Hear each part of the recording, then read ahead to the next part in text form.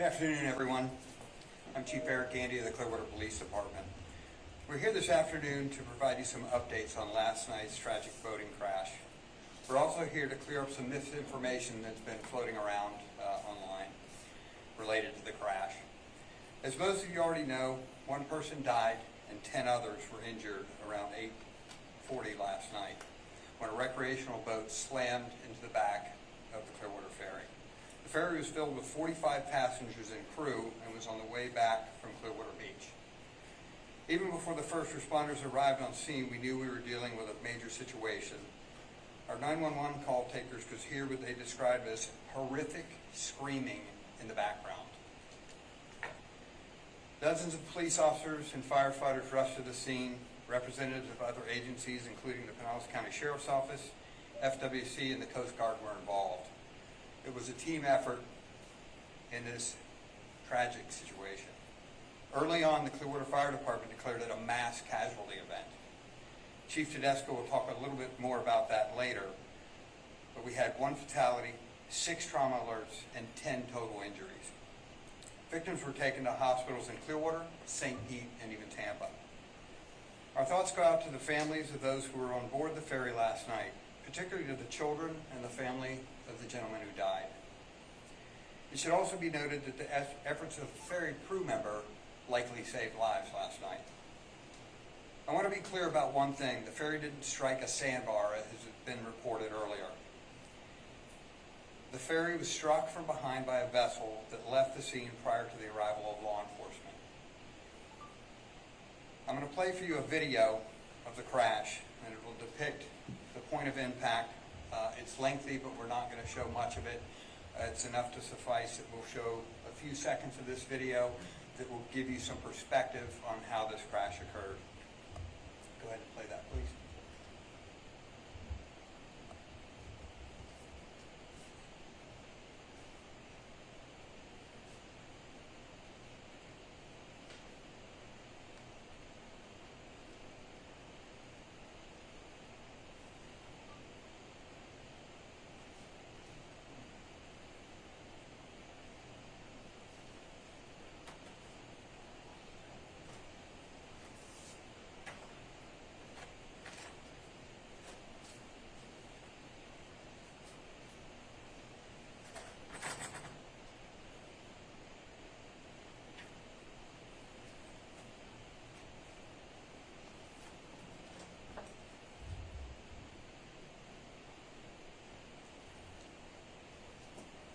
So this image depicts the ferry traveling eastbound in the channel, the recreational vessel coming up behind,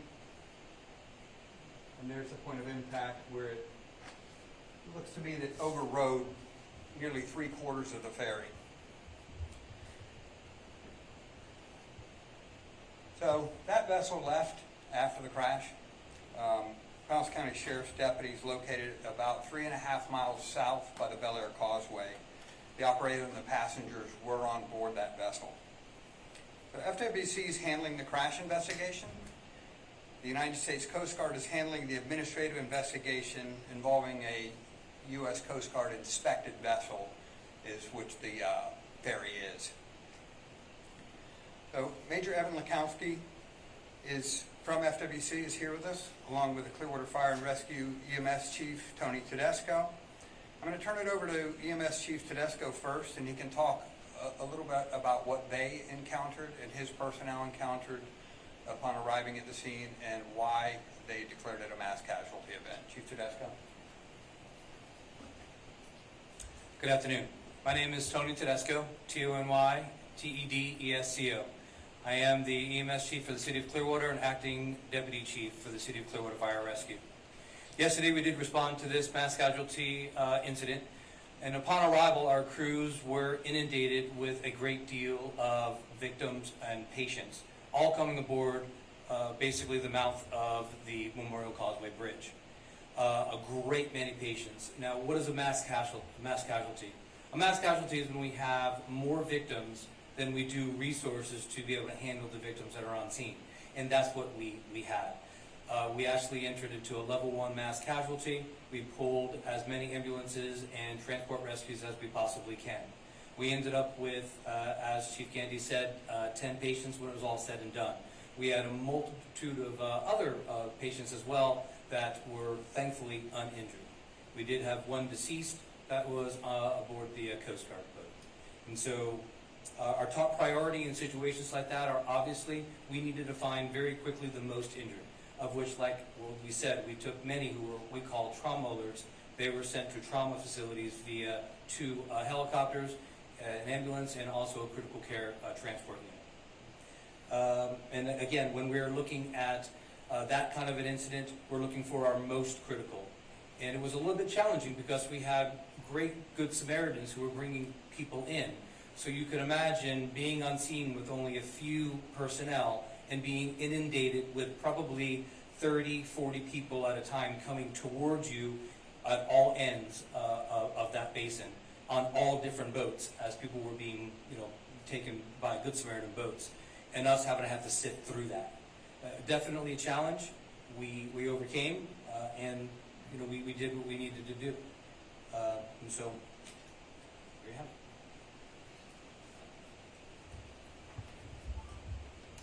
So next up, Major Laskowski from FWC. He can speak to the crash investigation and give you kind of some perspective on how they go about conducting these investigations. Certainly it's early on in this, a lot of witnesses, a lot of information to sift through. Clearwater PD is providing a support role, obtaining evidence, obtaining videos, identifying witnesses and potential witnesses.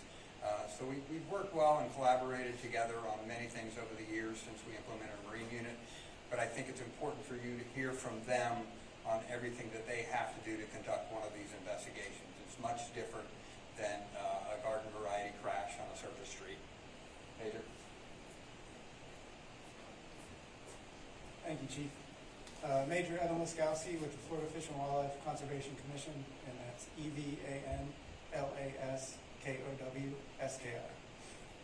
So last night we responded to the accident involving approximately a 37-foot recreational center console vessel ramping up the stern of approximately 40-foot commercially registered vessel with approximately 45 people on board. It was a very dynamic accident scene involving several different locations. The recreational vessel ended up at the Bel Air boat ramp, as the chief stated. The commercial ferry ended up on a sandbar, and then we had several different victims transported to 4 different local hospitals. So we had all hands on deck. We responded with 3 critical incident investigators, their critical incident supervisor, along with several patrol officers, Clearwater PD officers, detectives, and then our area supervisor who stands behind me, Captain Matt Del Rosa, also responded to scene. We seized both vessels as evidence as part of this investigation, and we're continuing to conduct interviews and review relevant footage of the incident to aid in our investigation. Obviously, our thoughts and prayers go out to the victims of this tragic accident, and we're committed to completing a thorough accident investigation to determine exactly what caused this horrific event. And we can open it up, or I'll turn it back over to the chief. Sure. And I'll finish what you were saying. We'll open it up to questions. We will field them based on who did what. So if it's related to the crash investigation, certainly FWC. If it's medical evacs and things like that, Clearwater Fire and PD can answer those questions. So go ahead. Question for FWC, I believe. Can you confirm that the suspect vessel or boat was a blue and white boat with the word statement written across it? Yeah, so we can confirm that vessel was there. Some members of the media were actually at the Bel Air boat ramp last night and were taking some photographs, and that was the vessel in question for this accident. Yes, ma'am. My question is for Major Laskowski. Because we can see in the video the conditions last night, could you please comment on what you observed from these conditions? What kind of a boating night was it? It looks like the ferry's running lights are on, and it was a moonlit night, and there's lighting from the bridge. So can you talk to me about what conditions existed down on the water last night? So we will be surveying both vessels, checking for operation of the running lights. U.S. Coast Guard is also conducting a concurrent investigation into the commercial vessel and making sure that all federal regulations were followed on that vessel. So they'll be also investigating all the equipment on that commercial vessel to make sure everything was in working progress. Our team of investigators will be completing damage assessments to both vehicles, inspecting all the different vessel systems, and then we'll also revisit the accident site and determine exactly, you know, the points of view of the two operators and what they may have seen just prior to, during, and after that accident occurred. But you can see in the video, the ferry's lights are on, and it's a moonlit, well-lit night. It would depend on which direction you're traveling. Sometimes if you're an experienced boater and the moon is behind you, you've got great visibility. If the moon's in front of you, not so much. So it's preliminary. We'll be, you know, identifying all of that through our investigation. What's the status of the recreational boat driver? Has he been cooperative? What's his status right now? What's his identity? Yeah. So I believe we're going to release all those names, and we'll get that out via our PIO. So I'll give you all those names in one from our PIO. But he was cooperative last night. We conducted, like we normally do, our survey of the vessel, everybody that had been on scene. We spoke with the witnesses that we were capable of speaking with. The chief spoke to just the sheer volume. And I'll go back a little bit. And, you know, the initial response by everyone is to make sure that we protect everyone's life and limb, regardless of what vessel they were part of or what their involvement may or may not have been. And that was our initial response, with well over 50 people involved. A lot of unknowns. That's where we started initially.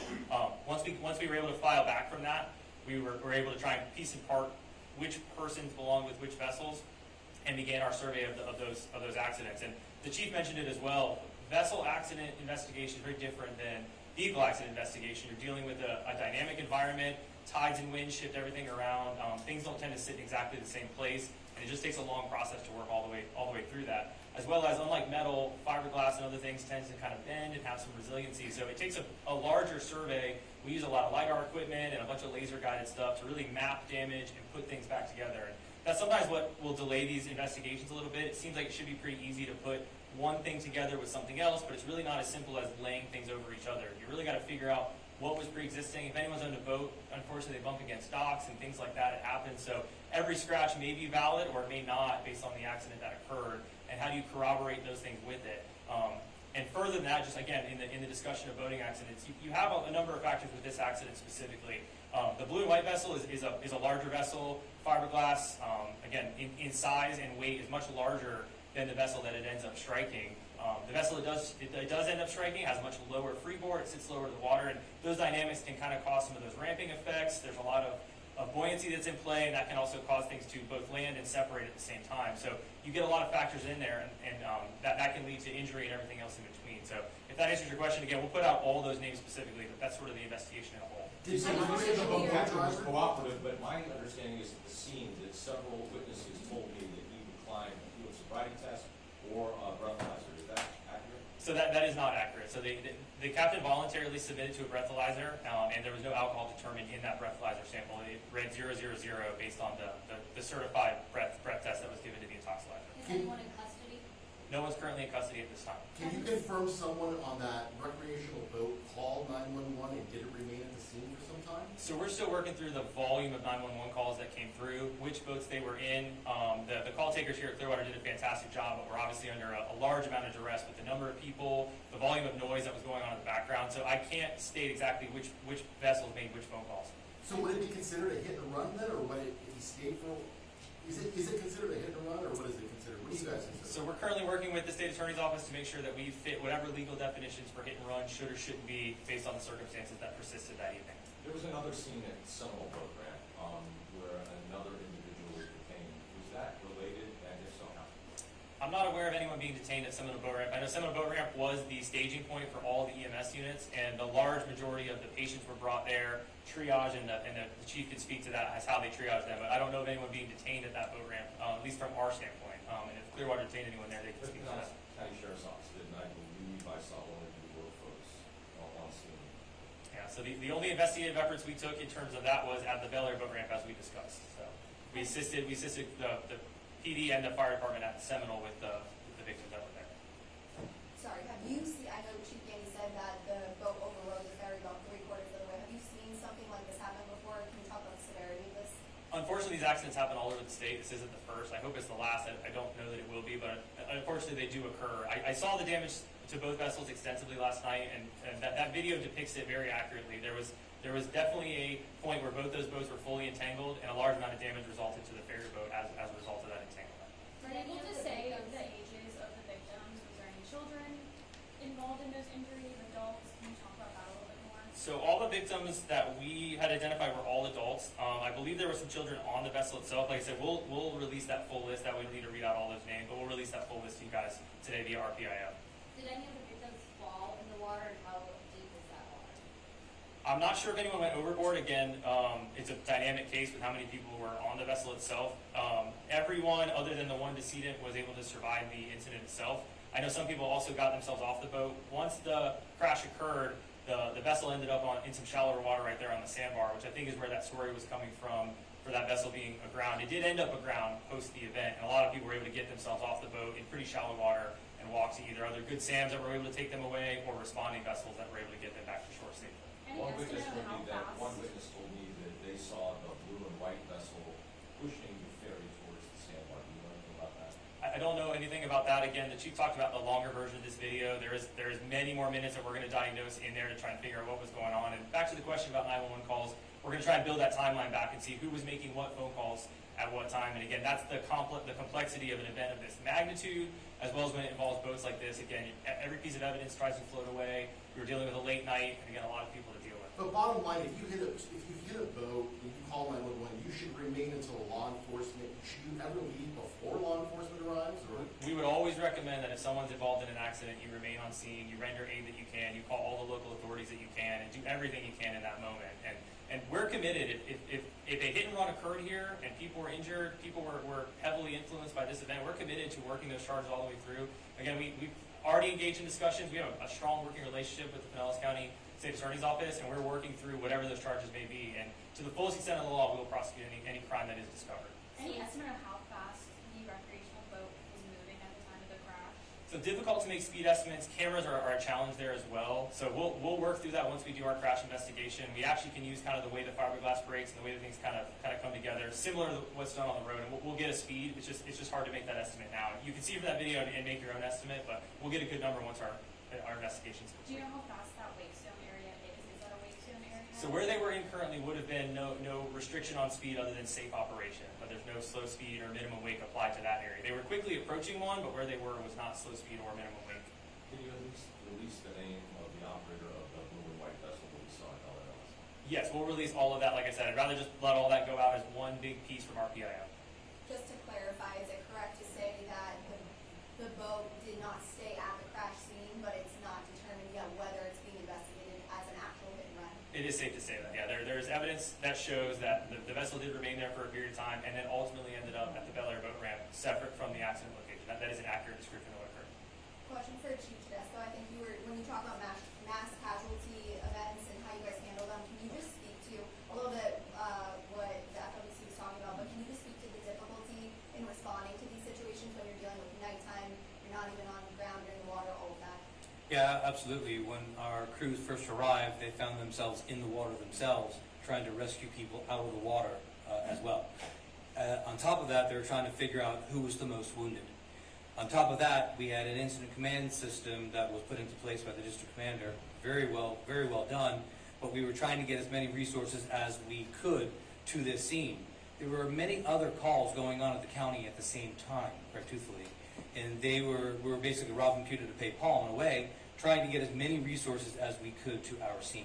That includes fire department rescues, fire engines, trucks. That includes Sunstar ambulances. We even, like I said, even had critical care transport come, and we called for as many helicopters as we could. And so they were faced with a very challenging job in the nighttime, in the water, trying to figure out who are our most injured, and where are you coming from, and what boat are you associated with, if that makes any sense, as we're trying to put the information together ourselves through whatever dispatch information that we have. Hopefully that makes sense. Chief, what kind of injuries were treated last night? We had multiple folks with broken bones, a lot of orthopedic injuries, a great deal of soft tissue injuries. You did have some head injuries, and of course we had the decedents as well. Can you describe that area when it comes to boat traffic? Is it typically very busy? And then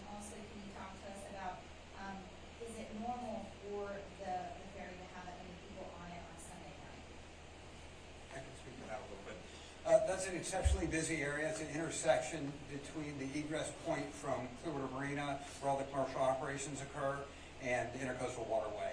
So it's exceptionally busy, and as was mentioned earlier, it becomes an idle zone once you move out into the ICW. In terms of ferry capacities and all those things, that's an answer for or question for the Coast Guard. They evaluate all that. It is an inspected vessel, so they have to go through all those things and make those determinations. That'll all be part of the broader investigation, obviously. And that's really all we have time for today. What I will tell you and close with is that Chief Tedesco mentioned it, but it's exceptionally difficult.